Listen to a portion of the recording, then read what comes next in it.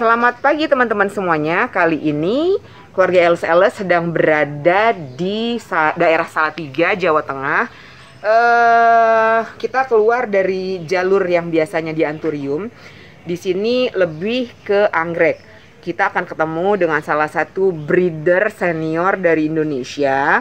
Kita akan berbicara tentang agak berat ya, ilmunya agak berat hari ini. Karena aku pun tadi sebelum mulai syuting sempat ngobrol-ngobrol dengan sosok breeder kita ini. Asik.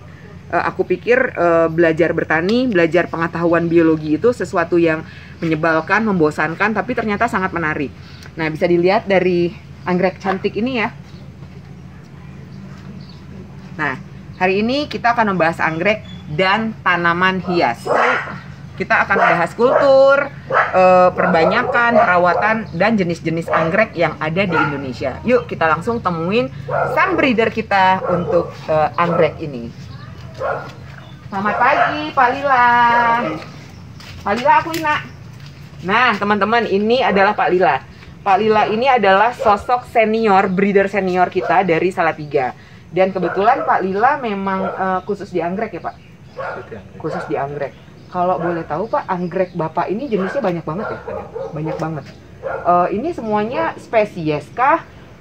Endemika Indonesia? Atau punya import? Atau ada karya-karya, kan Bapak breeder kan? Apa ada karya-karya yang sudah Bapak silangkan? Iya, memang kebanyakan hybrid, hasil silangan.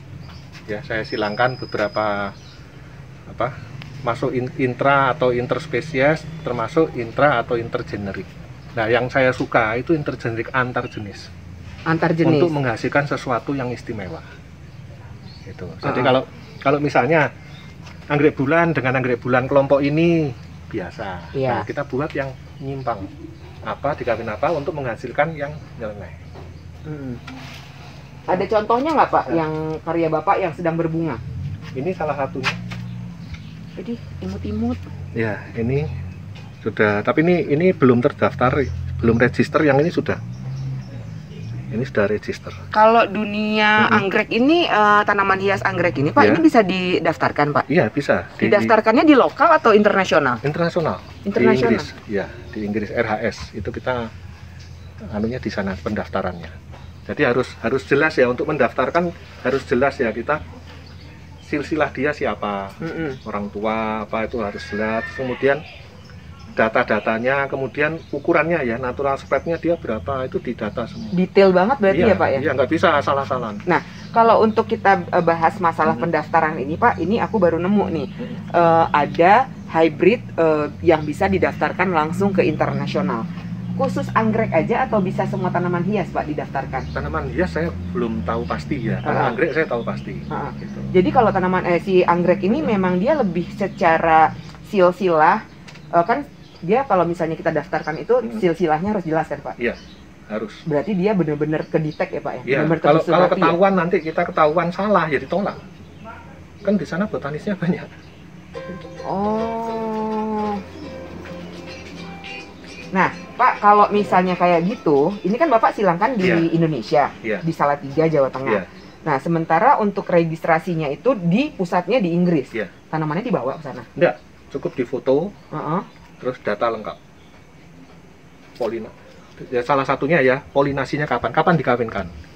Itu. Kawinkan itu polinasi? Ya, kapan, terus bunga pertamanya kapan, jadi datanya harus ada semua. Itu. Kalau kita tertib ya, kita ngawinkan jam berapa, itu kan kita punya kode-kode. Jadi kalau itu diminta semua pun kita ada.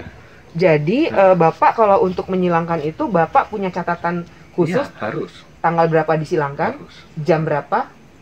Setelah dia disilangkan pertama kali, kapan dia mulai? Bunga pertama. Itu harus jelas? Harus. Banget ya Pak jelasnya? Ya. Oh oke. Nah, kalau untuk mengawinkan menyilangkan siapa namanya nih si anggrek ini Pak? Iya. Boleh tahu nggak caranya Pak? Bisa aja. Misalnya ya, kita cari alat yang paling gampang aja ya, saya pakai ini. Misalnya mengawinkan mana? Kawat. Ya. Ini tekniknya ya, bukan teknik ngawinkannya aja ya, bukan silsilah apa segala macam, bukan. Hanya teknik kawin aja ya. Nah, mayoritas di anggrek, di dunia anggrek mayoritas dia berumah satu. Berumah Satu istilahnya. Berumah satu. Jadi jantan betina ada di satu bunga atau satu pohon. Oke. Ada yang berumah dua, jantan betina pisah. Oh iya. Nah yang ini contohnya, ini yang jantan, ini yang betina. Yang jantan dilindungi kapsula ini ada kapsula. Yang ada tanda ini ya? Iya. Oke. Nah terus di sini ada lempeng perekat, namanya Discus viscidis ya ini. Nah ini kalau ada tawon lebah datang ke sini, ini nanti bisa tersinggung di punggungnya sini, nempel di itu. Nanti kalau tawonnya terbang, nah itu bisa terjadi persilangan alam tuh kayak gitu. Oh, di bawah hama serangga ya? Iya. Jadi kalau secara angin dia sulit karena dilindungi ini. Oh, hanya bisa terbawa oleh serangga. Ya, kalau angin agak sulit. Nah, ini kalau kita buka, nah ini kapsulanya kita lepas. Nah, ini polennya. Oh. Nah, polen ini nanti kalau dikawinkan ya secara gampangnya, ini dimasukkan ke betina sini. Nah, ini anunya apa namanya, sampai tenggelam ya.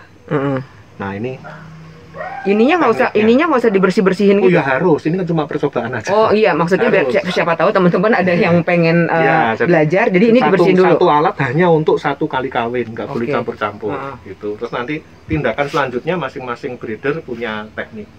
Misalnya ada ya gini aja, terus pakai kapas dilindungi supaya tidak terjadi pencemaran. Ada juga yang tekniknya ini terus dipotong, lidahnya dibuang, ada macam-macam teknik. Itu sudah apa istilahnya biasa yang dilakukan breeder, punya pengalaman apa gitu ya. Nah itu teknik kawinnya gitu, itu cuma tidak boleh asal kawin. Nah ini kan Pak, tadi bapak cabut bunganya, bapak petik. Nah waktu kawin nggak boleh. Oh, terjadi kebodohan ya. Jadi di situ supaya ya gampang dilihat harus di situ. Jadi di situ. Nah itu biasanya Pak disungkupkah supaya kan tadi kalau ada yang pakai kapas gitu-gitu ya? Iya, kapas saja untuk melindungi supaya nggak ada serangga masuk. Nah, setelah disilangkan itu baiknya persilangan itu terjadi di waktu-waktu tertentu atau gimana? Yang baik pagi. Pagi? Ya, kalau kita baca di jurnal atau apa ada penelitian-penelitian mengawinkannya lebih bagus lagi di saat-saat tertentu, ada yang meneliti itu. Misalnya contohnya ada di jurnal itu kalau malam itu bulan purnama, besok paginya langsung kawinkan. Hasilnya lebih bagus. Itu penelitian-penelitian ya, butuh dicoba lagi kalau seperti itu ya. Oke. Nah, kalau setelah disilangkan seperti ini Pak, biasanya berapa lama prosesnya? Ya nanti setelah berapa waktu, berapa hari ini mulai membengkak ya. Ini terus nanti di sini mulai membengkak. Nah, buahnya itu di sini. Oh, di batang ininya. Iya, di tangkai bunga ini. Ini buahnya di sini. Nanti dia membesar sampai gitu.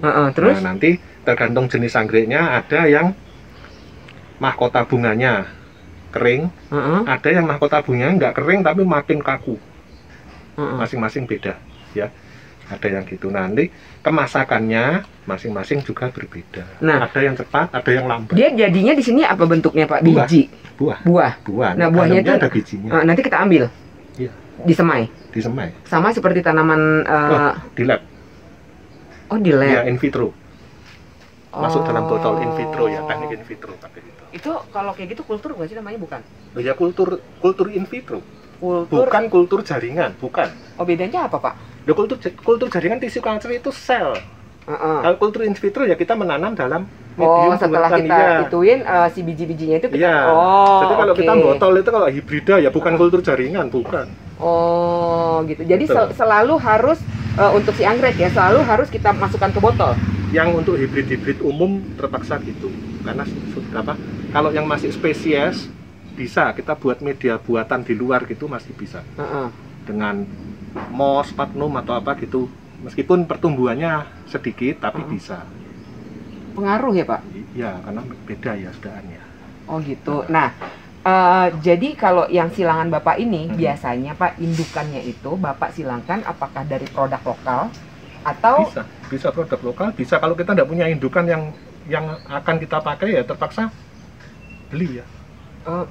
Harganya mahal nggak sih Pak kalau beli indukan? Induk mahal. Apalagi induk yang istilahnya induk-induk yang betul-betul selected ya, mahal.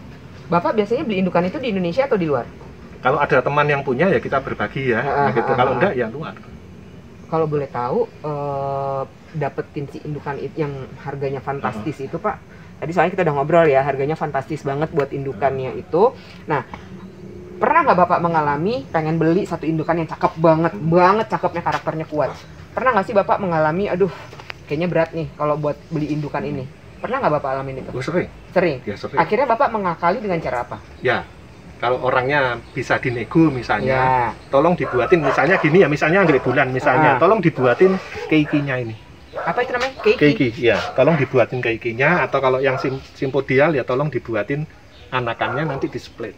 Nah, saya beli itu. Bapak jadi Bapak saja sebagai breeder, kalau misalnya Bapak tidak mampu untuk membeli si indukan yang mahal banget ini, akhirnya menyiasatinya dengan si anakannya. Ya, kita beli anakan. Nungguinnya berapa lama Pak? Ya tergantung jenisnya apa.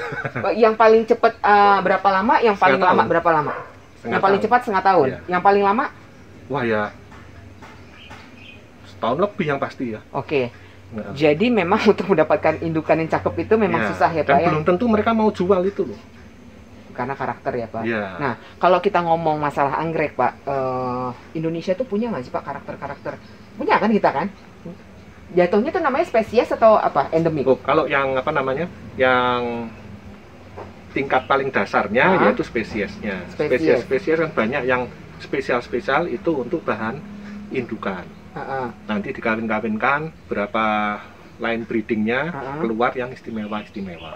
Nah, kalau misalnya jenis-jenis anggrek yang punya kita Pak, local pride, itu apa aja sih Pak? Banyak.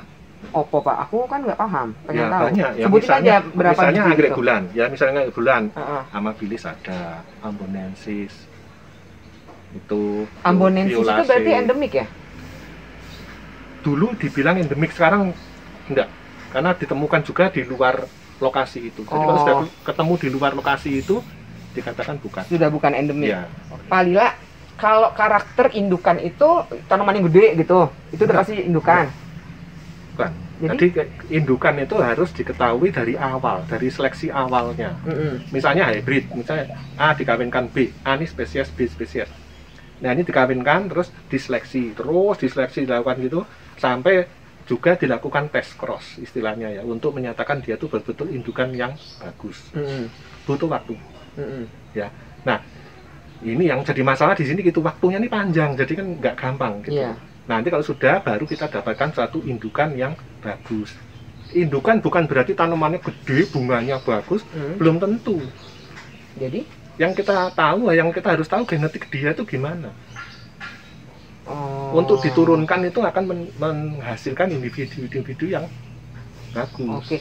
Jadi Pak, kalau yang tadi kita baru ngobrol sedikit ini Pak ya, yang aku tangkap bahwa antara breeder sama penyilang itu beda ya? Beda. Aku pikir penyilang itu sama dengan breeder. Enggak, harusnya dibedakan dulu. Waktu kita ada acara di Malang itu juga dibahas. Jadi kalau penyilang itu ya menyilangkan anggrek gitu mengawinkan aja, saja. Ya. Tapi kalau breeder harus tahu latar belakang segala macamnya, ya hereditas segala macam tuh harus tahu.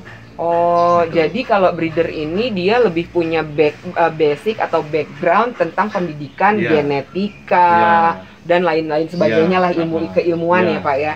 Tapi kalau misalnya penyilang itu hanya mengawinkan, menyilangkan antara A sama B atau C sama F gitu ya. Nanti kalau dia nyilang ya pokoknya asal silang lah. Ini kelihatan bagus disilangkan. Lah.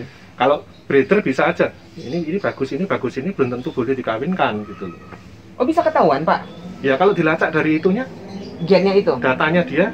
Ini jangan dikawinkan sama ini, nggak boleh. Oh, itu ada ilmunya ya? Ya Pak? ada. Nah, misalnya Pak, aku kan aku lagi belajar nih untuk menyilangkan, jadi penyilang dong. Aku bukan breeder karena nggak punya basic ya. Nah, aku menyilangkan ini sama ini yang aku silangkan. Ini kebetulan sama, Jadi ini sama. Aku jangan nyebut ini ya.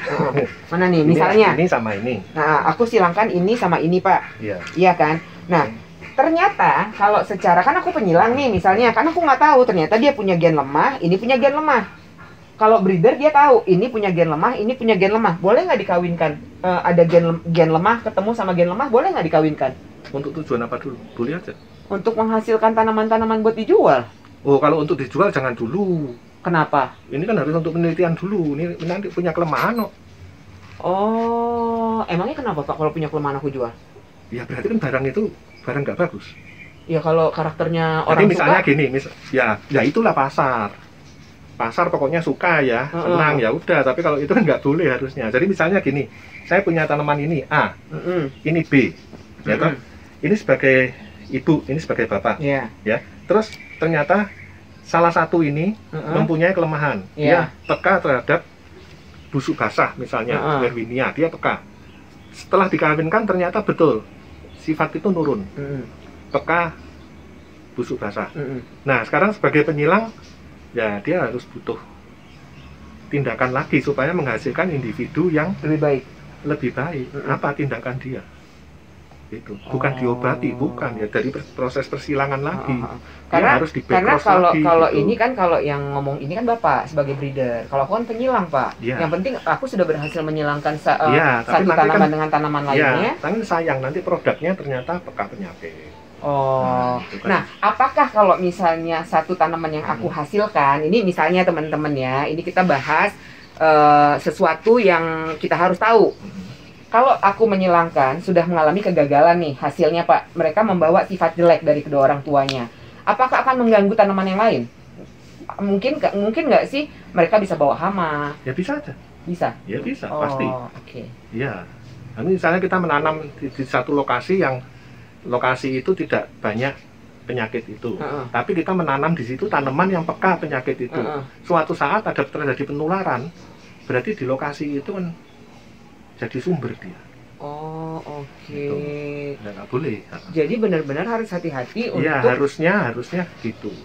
Dia punya kelemahan apa, jangan diturunkan dengan yang ini. Kecuali kita tahu pasti, kalau dengan ini dia akan menghasilkan proses perbaikan begini. Nah, kalau misalnya sudah terjadi Pak, terjadi, aku sudah menghasilkan satu silangan, terus punya tadi bawaan kelemahan ya, kebawaan kedua orang tuanya yang jelek diambil sama si hasilnya ini. Lebih baik aku musnahkan, aku hempaskan, atau gimana baiknya Pak? Sebagai penyilang baru nih Pak. Teoritisnya gitu, tapi kalau dalam terapannya kan nggak mungkin dong. Pasar suka ya, kebetulan ya dengan barang itu pasar suka ya mungkin diinfo aja lah, jangan diturunkan lagi. Dalam arti dikawinkan ya. Oke. Jadi lumayan ilmunya sudah dapat sedikit. Jadi mungkin kita ada perpaduan bahasanya Pak Lila, kan bahasanya tinggi ya, bahasa ilmiah. Kalau aku kan bahasanya bahasa pasaran, biar teman-teman juga nggak terlalu ketinggian Pak. Ntar pada mabok. Aku aja udah mulai mabok tadi. Secara baru sampai Semarang tadi jam 3 Pak. Kita tidur dulu di jalan.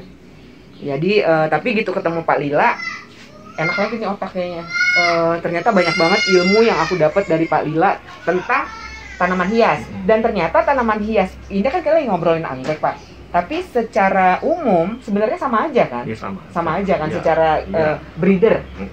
Sama aja. Yang pasti harus diketahui dominan resesif masing-masing induk itu apa. Resesif itu apa? Resesif itu yang lemah, dominan itu yang kuat. Nah itu harus diketahui. Jadi kita sudah bisa membayangkan nanti individu turun itu bagaimana. Taunya dari mana? Ya belajarnya. Harus kuliah dulu aku? Iya dong. Kalau bisa. Tapi kalau misalnya kan udah tua Pak, udah tua. Ya bisa dengan belajar harus tetap belajar lah. Pak Lila, kalau karakter dari yang Bapak silangkan itu biasanya gimana sih Pak? Bapak menyilangkan antar jenis atau jenis dengan jenis yang berbeda? Dalam jenis atau antar jenis. Iya. Ya. Dalam jenis juga ngawinkan, tapi kesukaan saya itu antar jenis. Antar jenis. Ya, Oke, jadi interjenis. Jadi teman-teman gini, ada inter, ada intra. Jadi kalau misalnya intra itu dia disilangkan dengan yang sama jenisnya. Misalnya kucing dikawinkan dengan kucing.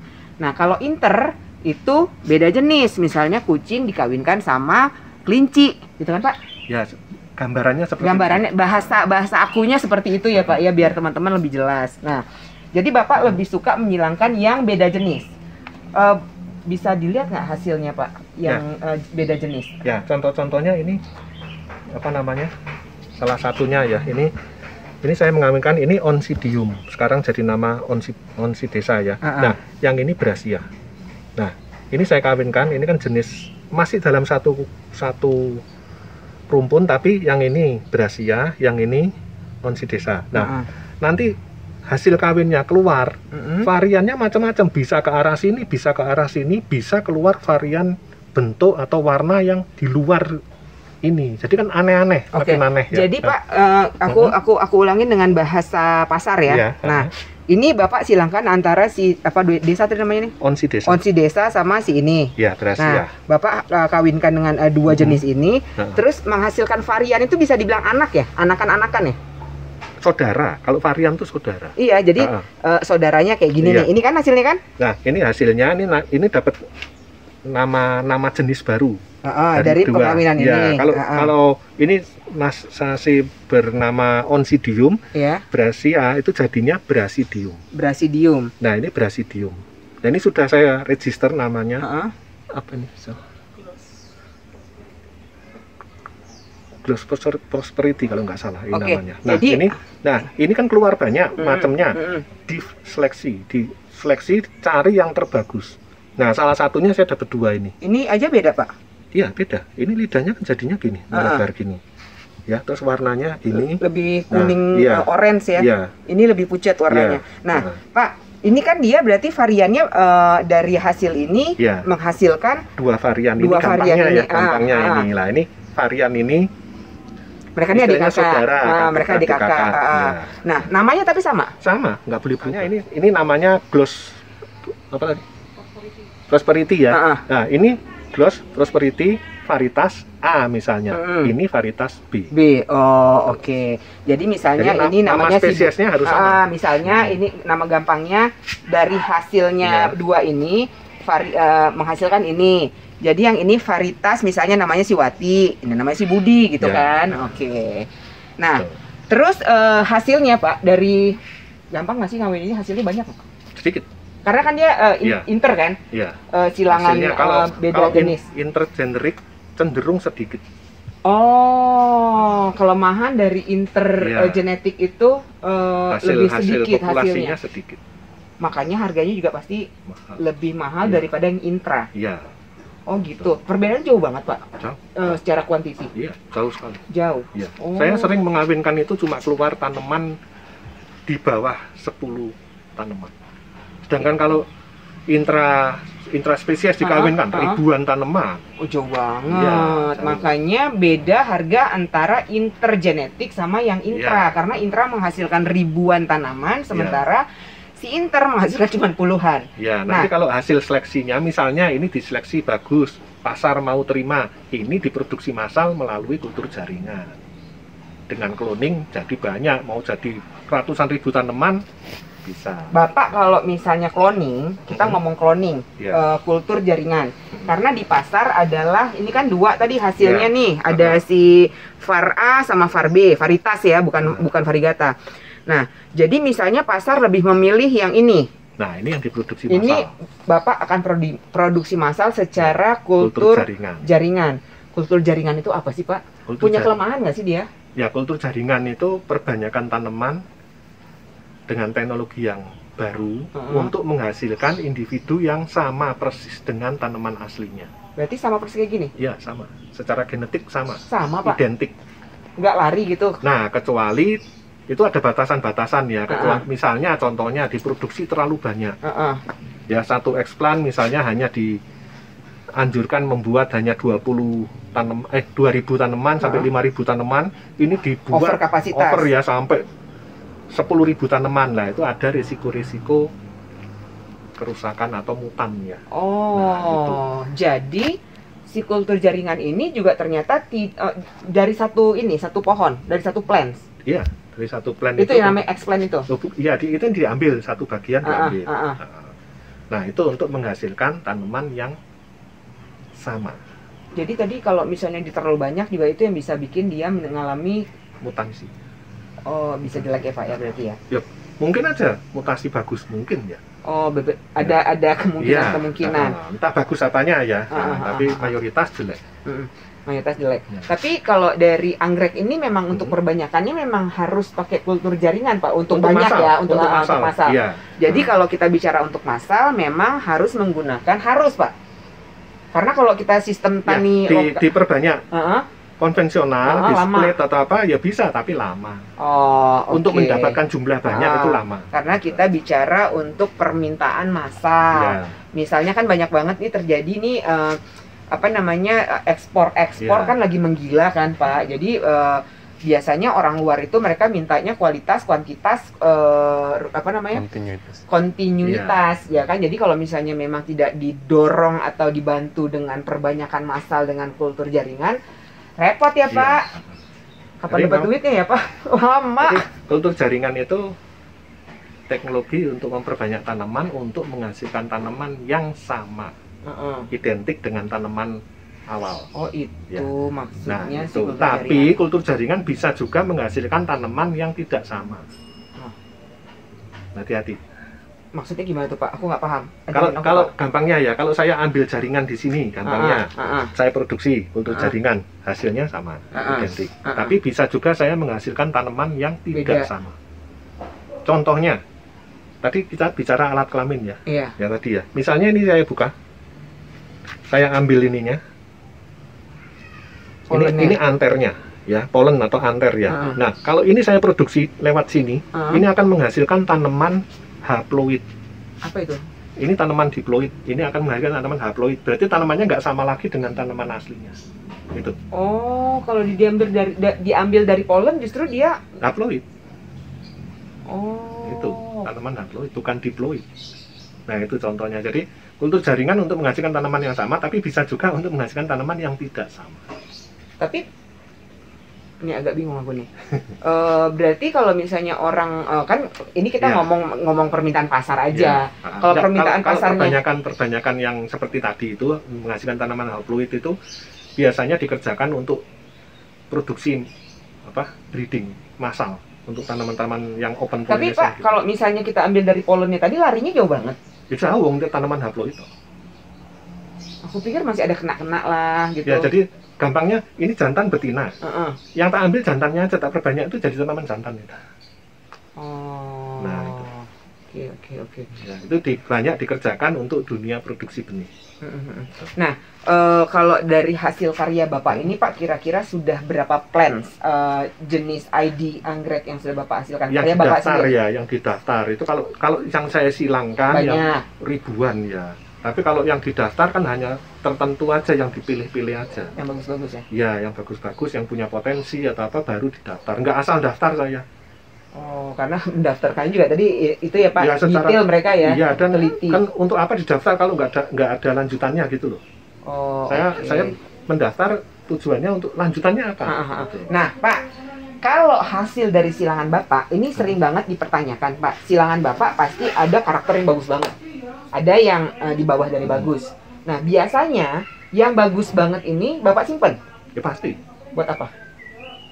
Ya tadi itu dilanjutin.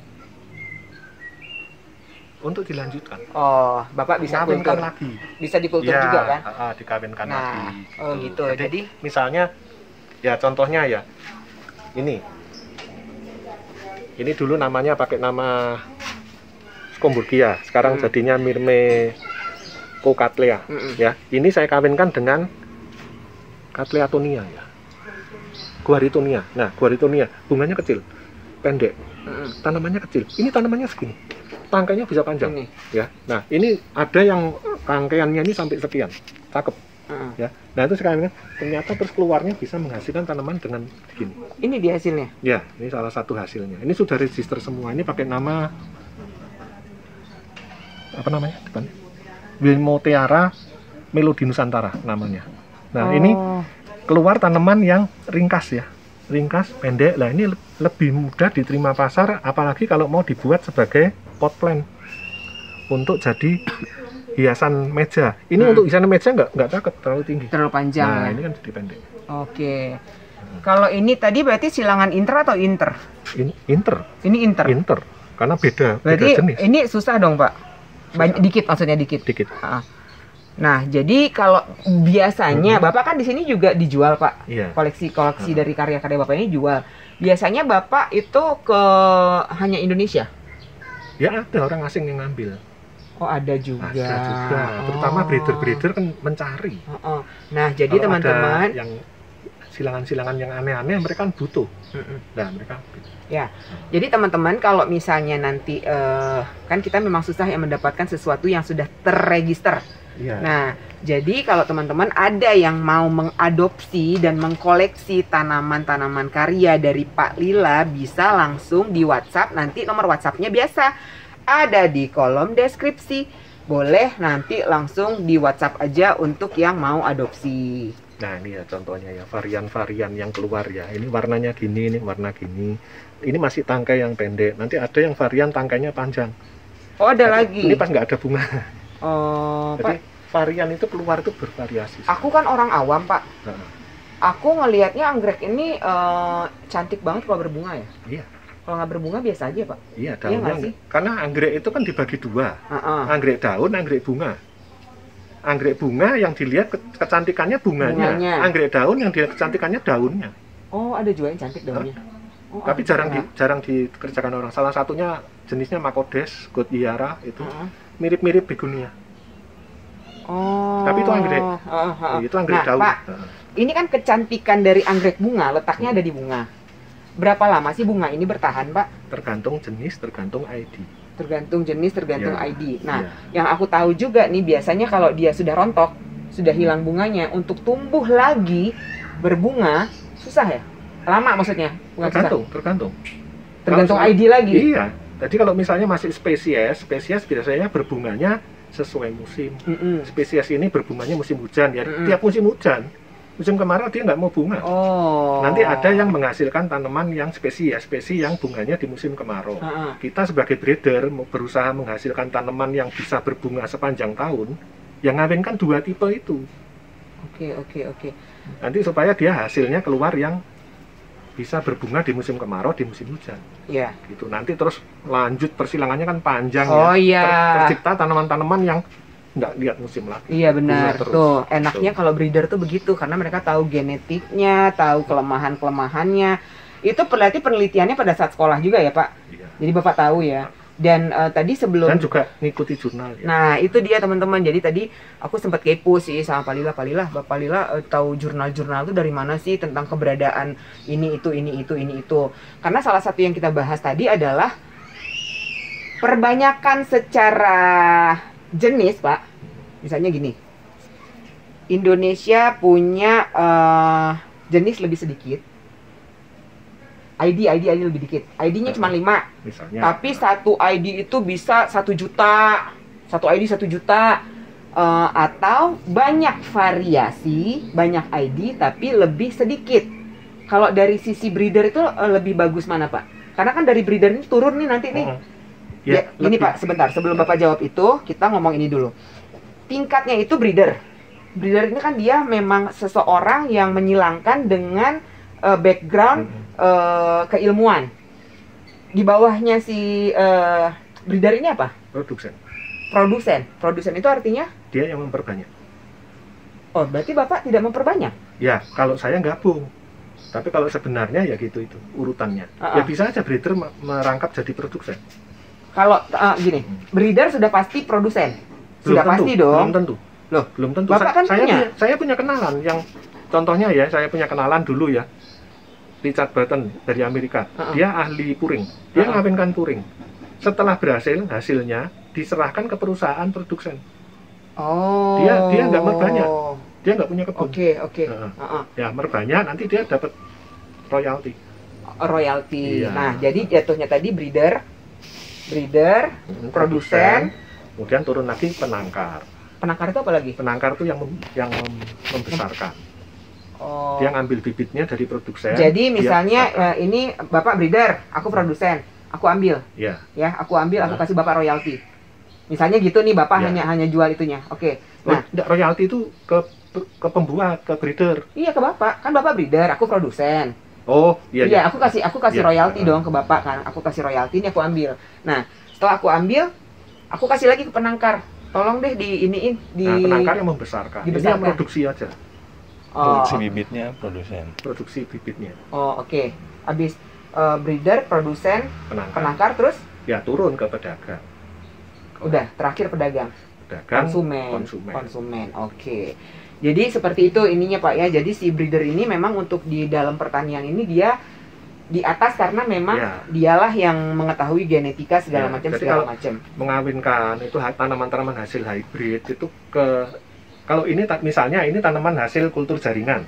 Mana Pak ini? Bibit-bibit hasil kultur jaringan. Ya kita langsung tahu ini dari misalnya dari sini ke sini ya bunganya ini. Tapi kalau ini misalnya tanaman hasil hybrid, kita nggak tahu dapatnya apa warnanya, cuma main kira-kira aja. Ya kalau di dunia breedernya tahu presentasinya sekian-sekian untuk dapat apa. Tapi kalau yang masyarakat umum kan nggak tahu dapat Iya, apa. betul. Jangan dibayangkan. Ini kebetulan ada ya. Ini kebetulan ada ini. Ini saya mengawinkan kuning tua. Saya kawinkan sama pink. Pinknya tua. Pink tua sama kuning tua. Kira-kira bayangannya keluar apa? Ungu, semu-semu ungu gitu. Nah ini contohnya. Ini baru dapat saya warnanya. Ini masih ada pink-pinknya keluar. Iya, di ininya ya, semu ya Pak. Nah ini. Jadi jangan kaget nanti kalau bisa mendapatkan warna seperti ini. Tapi Bapak pada saat Bapak menyilangkan itu antara si kekuning-kuningan dengan keping-pingan ini, Bapak sudah tahu memang? Sudah. Karena background kuningnya ada putih. Mbah-mbahnya ada putih. Oh. Jadi bisa keluar seperti itu. Oh begitu, mereka jadi memang pada saat mereka tidak hanya berhayal doang, tapi mereka memang sudah tahu. Sama kalau misalnya saya anggrek Cattleya, berusaha mendapatkan anggrek Cattleya yang berbintik. Nanti kelanjutannya ke totol lebih besar bintiknya ya. Nah itu kan saya ngawinkan dulu apa yang mengandung warna bintik. Nanti kalau berhasil keluar, nanti kita seleksi mana yang bintiknya banyak, itu yang kita ambil. Oh, contohnya ini. Itu cakep Pak. Ini sudah berhasil keluar. Nah ini saya ngawinkan untuk menghasilkan warna bintik di Cattleya. Nah ini sudah keluar. Nah ini contohnya. Ini juga sudah saya register semua. Oh ini punya silangan Bapak juga? Iya. Kalau ini inter? Ini apa sel ini sel? Inter apa intrasel? Inter ya? Inter. Oh memang banyak. Nah sudah mengeluarkan bintik ya. Nah nanti dikawinkan lagi untuk menguatkan bintiknya. Bila perlu nanti akan menjadi ke totol seperti anggrek-anggrek bulan keluar totol-totol besar. Kan lebih aneh-aneh lagi. Jadi nggak berhenti ya Pak. Makanya tadi kalau ada tanaman-tanaman dari hasil silangannya Pak Lila yang memang cakep ditahan dulu karena mau dilanjutkan. Backcross bukan sih namanya Pak? Atau enggak? Backcross kembali. Kalau backcross kembali, berarti dia disilangkan dengan yang lain lagi. Untuk mendapatkan si sesuai yang Bapak mau itu. Apa bentol-bentol lagi sih totol-totolnya itu. Jadi kalau backcross itu kembalikan ke salah satu induknya. Jadi misalnya tadi ya, yang kita di awal tuh bicara itu A dikawin B, kemudian keluar, diberi nama C misalnya. Ternyata terjadi kelemahan peka penyakit. Nah itu salah satu tekniknya kita backcross ke bapaknya untuk mengurangi di backcross ke bapaknya. Itu. Ya. Kenapa yang dipilih bapaknya? Itu tekniknya, itu sudah di teori genetika. Oh, teori genetikanya dia di backcross dengan bapaknya. Oke, berarti bapak lebih strong. Untuk yang penyakit. Jadi banyak. Oh, kalau oke. Jadi kalau misalnya mau ini supaya menghilangkan penyakitnya di backcross dengan bapaknya. Kalau misalnya mau dapat misalnya bapaknya warnanya ungu tua. Untuk mendapatkan warnanya lebih ke ibunya atau ke bapaknya? Ibu. Oke. Ilmunya panjang kalau itu. Terus kalau misalnya ada teman-teman yang mungkin mau ke sini Pak untuk sowan belajar, Bapak open nggak sih? Open. Banyak teman-teman yang ke sini mau belajar itu banyak.